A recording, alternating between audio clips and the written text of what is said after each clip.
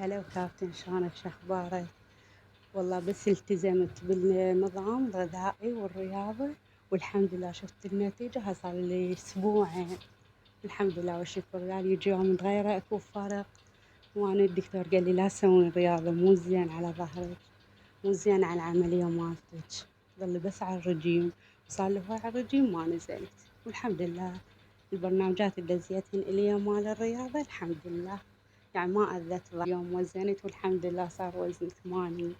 صار لي أسبوعين وياك نزلت 6 كيلو، الحمد لله. أنا والله إيش قد راجعت وإيش قد يعني سويت. قال الدكتور لا تسوين، ما يفيدك الرياضة، يرجع ظهرك الوجع عليك، يعني ما يفيدك. اليوم تعبتك وياي خليتك تسهر، انت كل يوم بالتسعة نايم.